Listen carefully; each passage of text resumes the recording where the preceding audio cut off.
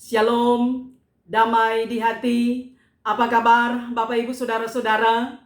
Puji Tuhan, berjumpa lagi dengan saya Pendeta Tirsa Tairas, Pendeta Jemaat di Gemim Sentrum Manado, yang akan membagikan kebenaran firman Tuhan dalam kitab Injil Lukas pasalnya yang ke-12 ayat 49 sampai 59 dalam tema api Injil memurnikan dan memampukan menilai zaman.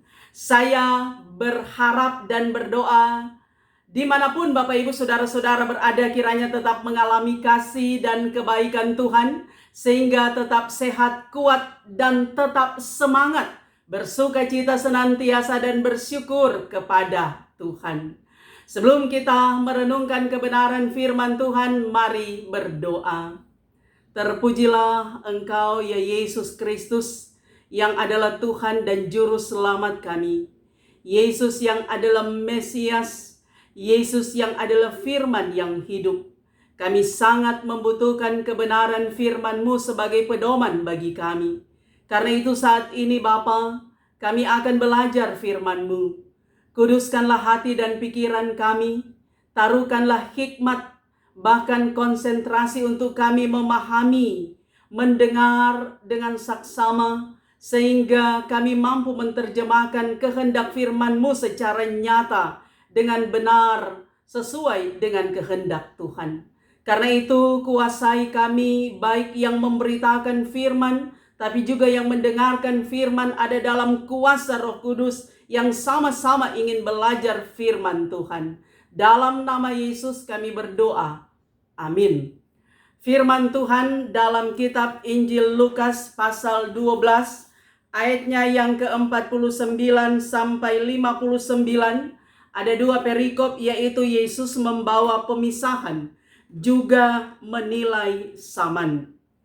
Aku datang untuk melemparkan api ke bumi, dan betapakah aku harapkan api itu telah menyala.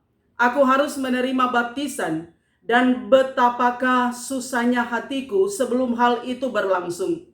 Kamu menyangka bahwa aku datang untuk membawa damai di atas bumi? Bukan, kataku kepadamu, bukan damai melainkan pertentangan. Karena mulai dari sekarang akan ada pertentangan antara 5 orang di dalam satu rumah, 3 melawan 2 dan 2 melawan 3. Mereka akan saling bertentangan. Ayah melawan anaknya laki-laki dan anak laki-laki melawan ayahnya. Ibu melawan anaknya perempuan dan anak perempuan melawan ibunya. Ibu mertua melawan menantunya perempuan dan menantu perempuan melawan ibu mertuanya. Yesus berkata pula kepada orang banyak, apabila kamu melihat awan naik ke sebelah barat, segera kamu berkata, akan datang hujan, dan hal itu memang terjadi. Dan apabila kamu melihat angin selatan bertiup, kamu berkata, hari akan panas terik, dan hal itu memang terjadi. Hai orang-orang munafik, rupa bumi dan langit kamu tahu menilainya. Mengapakah kamu tidak dapat menilai zaman ini? Dan mengapakah engkau juga tidak memutuskan sendiri apa yang benar? Sebab jikalau engkau dengan lawanmu pergi menghadap pemerintah, berusahalah berdamai dengan dia selama di tengah jalan, supaya jangan engkau diseretnya kepada hakim, dan hakim menyerahkan engkau kepada pembantunya, dan pembantu itu melemparkan engkau ke dalam penjara. Aku berkata kepadamu, engkau tidak akan keluar dari sana sebelum engkau membayar hutangmu sampai lunas. Demikianlah pembacaan firman Tuhan. Bapak Ibu Saudara-saudara yang kekasih, tanggal 12 Juni adalah hari perayaan hari ulang tahun pekabaran Injil dan pendidikan Kristen di tanah Minahasa. Bagi warga Gereja Masehi Injili di Minahasa, tanggal 12 Juni ini di tahun 2022 kita akan merayakan hari ulang tahun pekabaran Injil dan pendidikan Kristen di tanah Minahasa yang ke-191 tahun. Nah, saudara yang kekasih, dalam catatan sejarah bahwa para sending pekabar Injil dari Eropa, mereka datang ke tanah Minahasa. Di antaranya ada Riedel dan Schwartz. Mereka jauh-jauh datang dari benua Eropa dengan tujuan untuk memberitakan Injil, menyampaikan evangelion, kabar sukacita bagi orang-orang yang ada di tanah Minahasa. Sekalipun saudara jarak yang jauh menempuh perjalanan yang panjang, bahkan juga dengan budaya yang berbeda, karakter yang berbeda, latar belakang kehidupan yang berbeda, warna kulit yang berbeda, bahkan juga postur tubuh yang berbeda, makanan yang berbeda. Bahkan saudara, ada yang mengatakan kalau orang barat, orang bule, mereka makan roti dan keju. Tapi orang Minahasa, orang makan roti keju pakai sumbu. Itu ubi kayu. Jadi sangat jauh berbeda saudara. Namun perbedaan-perbedaan ini tidak menyurutkan semangat para sending memberitakan Injil, evangelion, kabar sukacita di tanah Minahasa. Bahkan saudara, para sending pekabar Injil Riedel dan Schwartz, mereka bukan cuma memberitakan Injil sehingga orang Minahasa percaya Allah Bapa, Anak, dan Roh Kudus, Allah yang dikisahkan dalam Alkitab. Itulah Allah Tritunggal. Tetapi saudara, di samping mereka memberitakan Injil, mereka juga mengajar, mendidik orang Minahasa sehingga orang Minahasa menjadi pintar. Bahkan juga mereka melatih orang Minahasa dengan berbagai keterampilan. Sehingga saudara, apa yang telah ditanamkan, apa yang telah diajarkan, dilakukan oleh para sending, itu betul-betul membuat orang Minahasa mengenal Injil, mengenal Yesus. Mereka bisa jadi pintar, bahkan juga dengan keterampilan-keterampilan yang ada, mereka bisa memahami bahwa itu semua adalah karena kemurahan Tuhan. Bahkan kita mau katakan, apa yang mendorong para sending ini datang di Minahasa? Itu karena pekerjaan Roh Kudus, kuasa Allah yang dinyatakan, kuasa Allah, kuasa Roh Kudus yang diberikan kepada para murid di hari Pentakosta. Itulah yang menggerakkan para sending sehingga mereka boleh sampai tiba di tanah Minahasa untuk memberitakan Injil, mendidik, mengajar, tapi juga untuk melatih orang Minahasa dengan berbagai keterampilan. Nah, saudara-saudara yang kekasih di dalam Tuhan, di hari ulang tahun pekabaran Injil dan pendidikan Kristen di tanah Minahasa tanggal 12 Juni, maka kita belajar dari kitab Injil Lukas yang sudah kita baca, dengar bersama tadi. Bahkan kita dituntut dengan tema api Injil, memurnikan dan memampukan menilai zaman. Saudara yang kekasih, ada dua perikop yang kita baca bersama tadi. Perikop yang pertama saudara, oleh Lukas dia katakan bahwa Yesus dia melemparkan api ke bumi. Aku datang untuk melemparkan api ke bumi. Saudara, api di sini dipahami sebagai Injil. Berita Injil. Bahwa Yesus adalah Injil, subjek dari Injil itu sendiri. Bahkan juga dikatakan bahwa betapakah aku harapkan api itu telah menyala. Injil itu telah menyala. Injil itu diberitakan oleh Yesus sendiri yang adalah pusat Injil. Disampaikan oleh para murid. Bahkan para murid ini yang meneruskan kepada banyak orang. Bahkan juga kepada segala bangsa. Di penjuru dunia ini, Injil Kristus itu dinyatakan. Nah, saudara-saudara yang kekasih di dalam Tuhan. Bahkan juga di sini kalau kita melihat apa yang disampaikan oleh penulis Injil Lukas. Dia katakan bahwa aku harus menerima baptisan dan betapakah susahnya hatiku sebelum hal itu berlangsung. Baptisan ini juga merupakan satu kiasan yang menunjuk pada kematian Tuhan Yesus. Bahwa Yesus dia harus menderita, dia harus disalibkan, dia mati. Tapi keyakinan kita, Yesus dia bangkit untuk supaya mengalahkan kuasa dosa dan maut, supaya kita yang percaya kepadanya tidak binasa, melainkan memperoleh kehidupan yang kekal, keselamatan di dalam Yesus. Kemudian saudara, Di sini lagi dikatakan, kamu menyangka bahwa aku datang untuk membawa damai di atas bumi? Bukan, kataku kepadamu bukan damai, melainkan pertentangan. Saudara, agak kontroversi ketika Lukas dia katakan Yesus dia datang membawa pertentangan.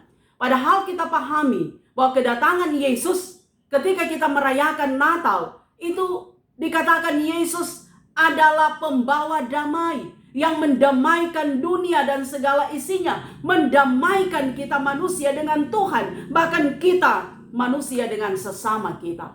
Namun saudara yang kekasih, di sini ada lanjutan yang dikatakan bahwa karena mulai dari sekarang akan ada pertentangan antara 5 orang dalam satu rumah, 3 melawan 2, 2 melawan 3, bahkan juga antara ayah dan anak, anak dan orang tua, anak perempuan dengan ibunya, mertua dengan menantu.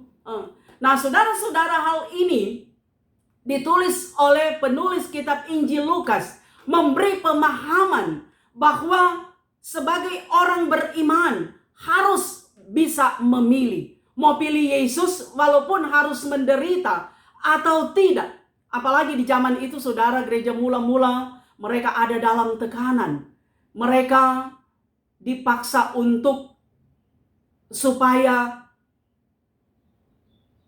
taat kepada kaisar, kepada pemerintah Romawi pada waktu itu. Sehingga antara memilih Kristus dan memilih kaisar. Kalau memilih Kristus itu berarti mereka siap untuk mati. Tapi ketika memilih kaisar, pemerintah pada waktu itu, saudara, maka mereka dibebaskan dari hukuman kematian atau dari siksaan. Karena itu, saudara, ada pertentangan, ada perlawanan. Mau pilih yang mana, saudara? Mau pilih Tuhan, ikut Tuhan, menderita, atau ikut dunia?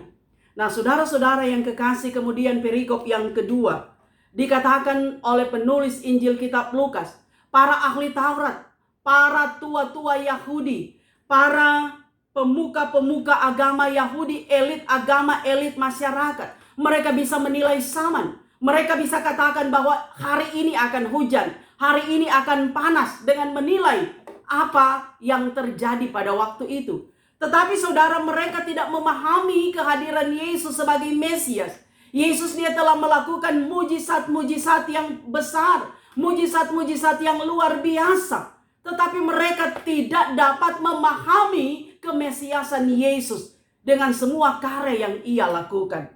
Karena itu, saudara yang kekasih, lebih jauh lagi dikatakan di ayat 56, hai orang-orang munafik, rupa bumi dan langit kamu tahu menilainya.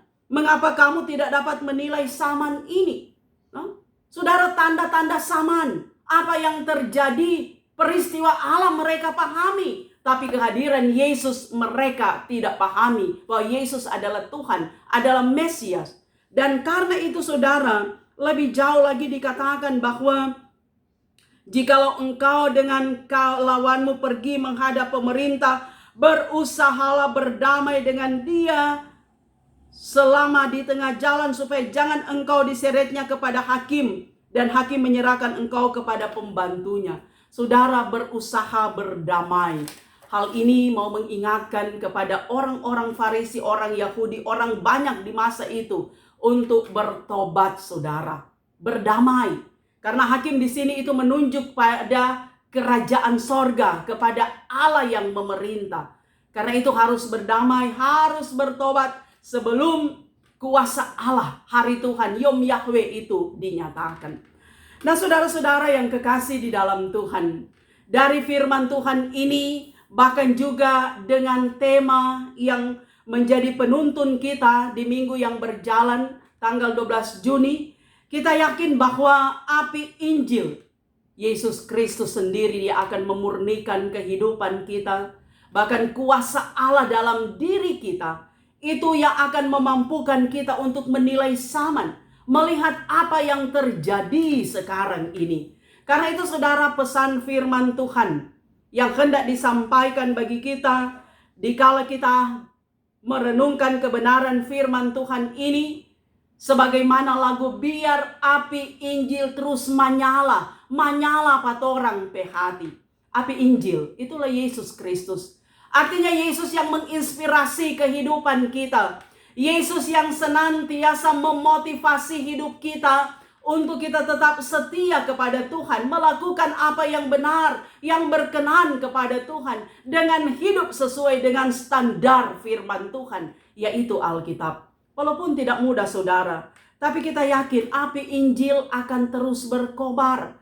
Kuasa Allah Dia nyatakan kepada kita, sehingga kita mampu menerjemahkan secara nyata apa kehendak Tuhan. Sebab saudara, memang mengikut Tuhan itu tidak mudah. Ketika kita menjadi murid Yesus, itu bukanlah sekedar status di KTP saja.